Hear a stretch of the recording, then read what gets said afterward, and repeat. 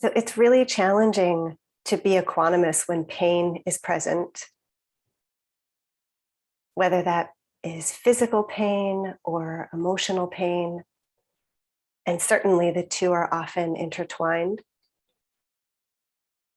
And someone in this Sangha a few weeks ago shared a bit about struggling to practice equanimity in relation to pain, noticing a lot of second arrows and even a sense of defeat. And I noticed so many people, their eyes or their nods really seemed to resonate. And I felt my own resonance too, especially with the word defeat. It's really remembering how many times when, for me, pain has intensified or returned, how quickly those second arrows hit, the third arrows, the fourth arrows, how within moments I can feel like I'm just like a stone sinking in water. So if you struggle with practicing in relation to physical pain, you're not alone. And we may all know that the Buddha taught that being born into these physical bodies means that we'll experience pain. And that it's really kind of the suffering, the identification, the aversion in relation to that pain. That's what we can do something about. That's what he taught is optional. In the Sala Sutta, he talks about this, how instructed disciple, when contacted with pain, feels one feeling, a bodily one, not a mental one. And that being contacted by pain, he harbors no aversion toward it.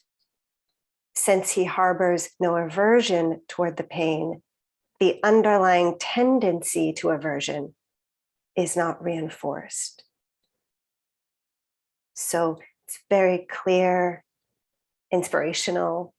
Yeah, there's the pain, the sensations of the pain, the bare kind of sensations themselves, and then kind of our reaction to it, the resistance, identification, aversion, and that we can really work to understand and discern the difference, and maybe even set down or not even shoot those second arrows.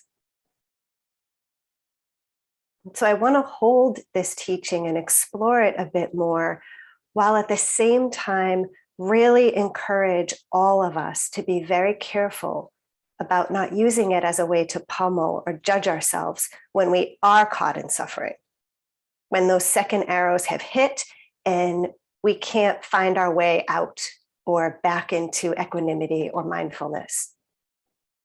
That we really also want to see and accept and be with that, meet ourselves there. And so some invitations that I want to hold as I talk about this. One is the inquiry of what is predominant? What is predominant in this moment? Because this is a moment-to-moment practice. And so what's predominant is going to shift and change constantly. And so as I sense into what's predominant in this moment, that will help me respond with skillful means and with flexibility, which is the second invitation. So what is predominant? And as I see that, as it moves, how can I work with that flexibly? And then connected to that is encouragement, right? What will most encourage us in the moment to stay here, to keep practicing, to be kind?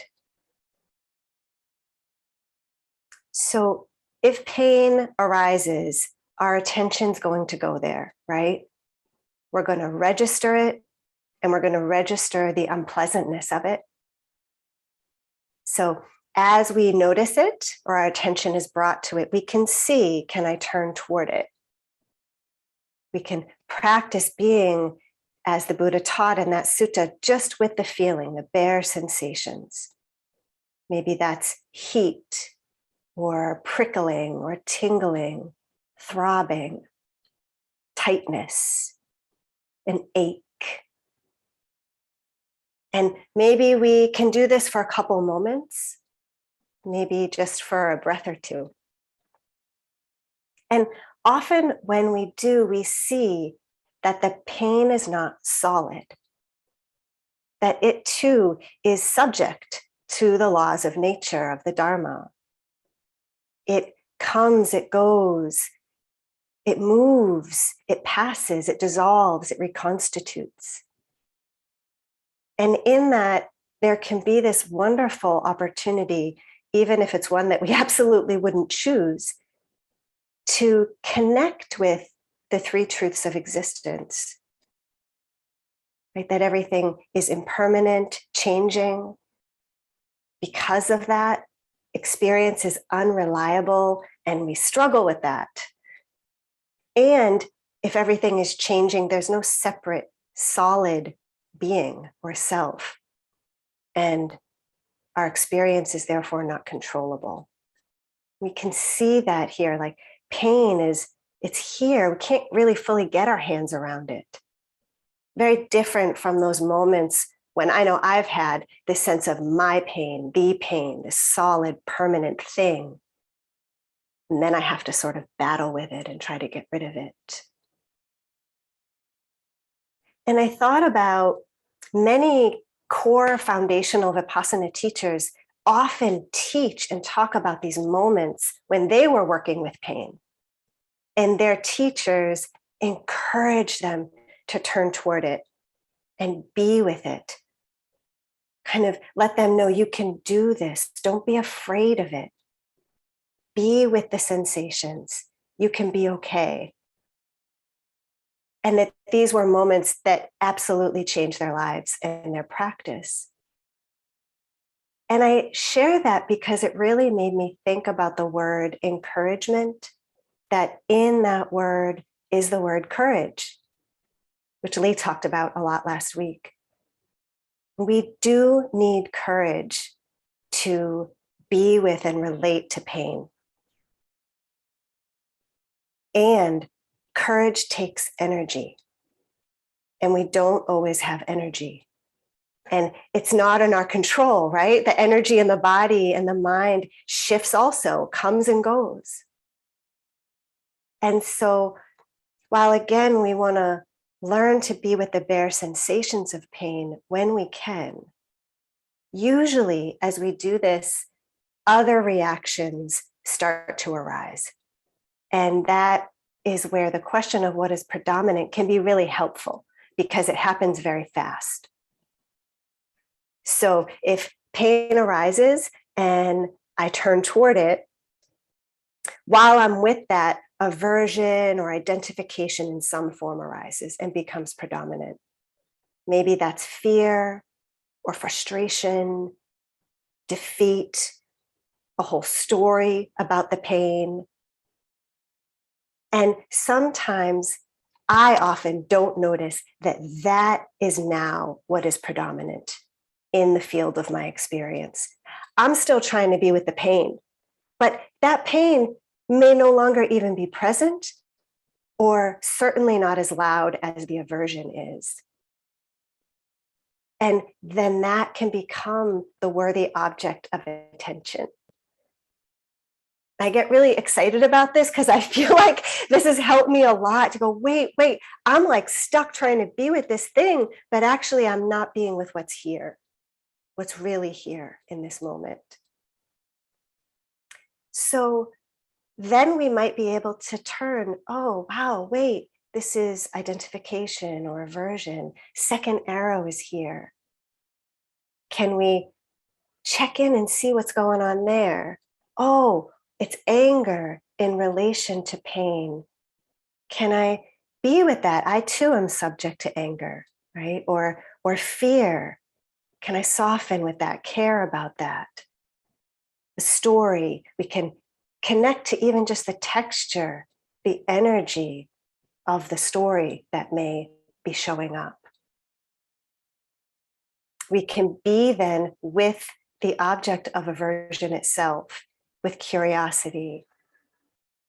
And in acknowledging it, it might dissolve and shift on its own, and it may not. And so, just as we don't have to keep kind of forcing trying to be with pain, we also don't have to force ourselves to be with aversion to pain, right? We want to check our energy and courage. Can I be with this? Nope. Okay, no problem. Maybe I need to build up some rest and courage. And that's where we can be flexible in all these other ways.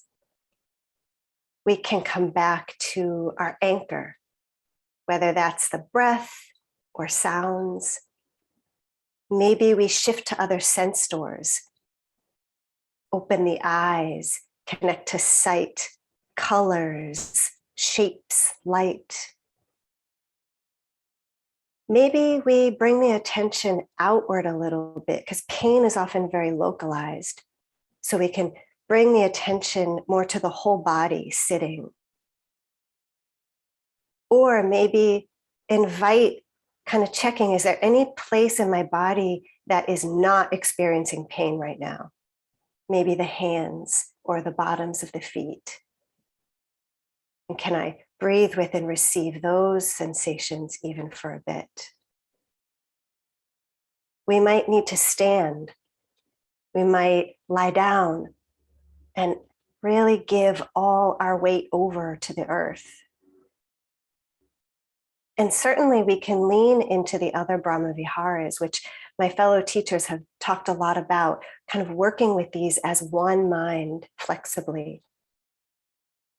Maybe we call in metta, compassion for how stuck we feel or how defeated we feel. And connected to compassion, sometimes it can be difficult to open to our own pain and suffering. With pain, we might remember that that connects us to every living being, every living being. And sometimes there can be a bit more openness to, oh, may I care about the pain of every being in this moment, every being in pain in this moment, and then kind of gradually include ourselves in that circle.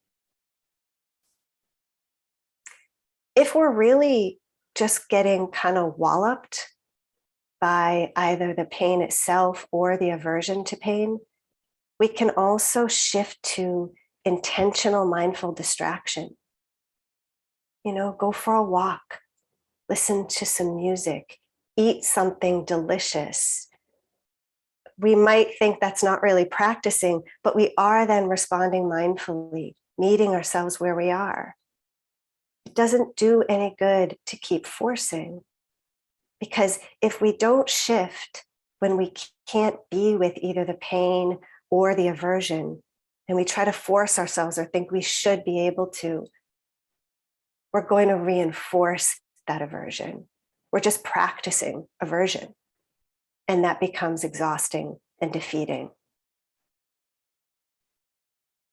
This also connects to the holding environment, right? How can I catch myself, hold myself when I'm outmatched or overwhelmed? How can I check in and see what's predominant? Be flexible, encourage myself to keep my seat. I was thinking about a client of mine recently talking more about painful mental stories, saying, I'm catching myself. I'm catching myself. And I really just saw almost that image of like, whoop. And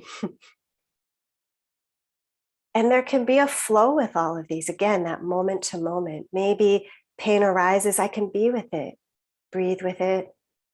And then aversion shows up and I can acknowledge that's here. Maybe breathe with that. We kind of move back and forth, maybe back to the anchor for a bit, build up some energy and rest and courage. And then when the pain shows up again, I actually have more stamina to meet it. And in this, there's that reminder, especially with equanimity, that it doesn't matter what's arising. What matters is our relationship to it. Like that I can actually be enlightened being with, relating to defeat that's here or anger that's here, can be equanimous in relation to the second arrow. It's no problem. The second arrow isn't me or mine, just as the pain isn't me or mine. So I want to end with a quote by a teacher named Vidyamala, who talks a lot about her experiences practicing with chronic pain. She says, change comes slowly, imperceptibly, like building a mountain out of grains of sand. It is not easy.